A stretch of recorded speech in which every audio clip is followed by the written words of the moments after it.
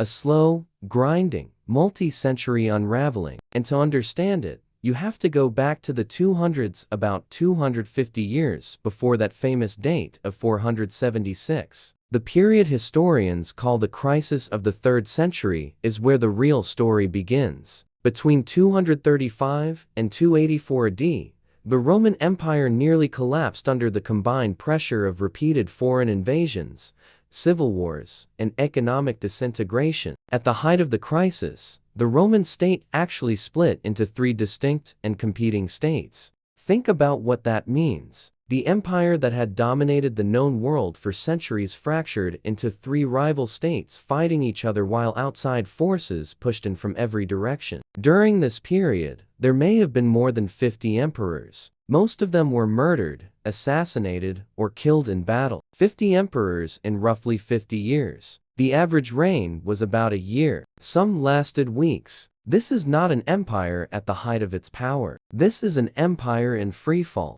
And the crisis of the 3rd century set off a chain reaction that Rome never fully recovered from. Now, let's talk about the economy, because this is the part that most people skip over, and it's arguably the most important piece of the puzzle. To pay its armies and fund its endless civil wars, the Roman government did something that should sound familiar. They debased their currency. Successive emperors, desperate to pay legions and fund civil wars, continually reduced the silver content of the denarius and its replacement, the antoninianus. By the mid-3rd century, Roman coins contained almost no real silver. When your coins are worth almost nothing, prices go up. When prices go up, trade breaks down. With the onset of the crisis of the 3rd century, the vast internal trade network of the empire broke down. The widespread civil unrest made it no longer safe for merchants to travel, and the financial crisis made exchange very difficult. With the debased currency,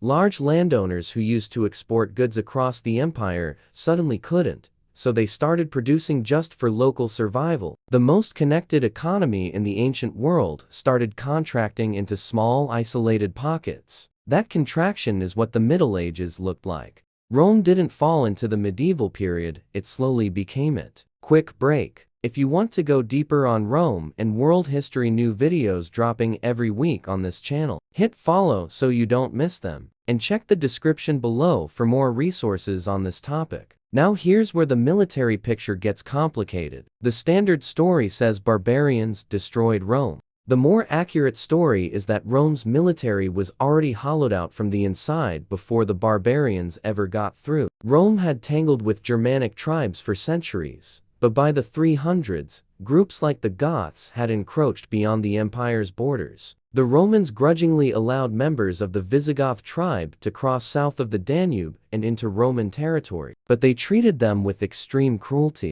Roman officials even forced starving Goths to trade their children into slavery in exchange for dog meat. In brutalizing the Goths, the Romans created a dangerous enemy within their own borders. That enemy rose up. The Goths defeated a Roman army and killed the Eastern Emperor Valens at the Battle of Adrianople in 378 AD. And that battle is one of the clearest turning points in the entire collapse, not because the barbarians were invincible, but because Rome's own cruelty had manufactured the threat from within its own territory. By the time the famous sack of Rome happened in 410 AD, the first time the city had been taken in 800 years, it wasn't a shock assault from outside. The barbarian attacks on Rome partially stemmed from a mass migration caused by the Huns' invasion of Europe in the late 4th century. When these Eurasian warriors rampaged through northern Europe, they drove many Germanic tribes to the borders of the Roman Empire. It was a domino effect, and Rome was the last domino. By the way, if you're finding this useful,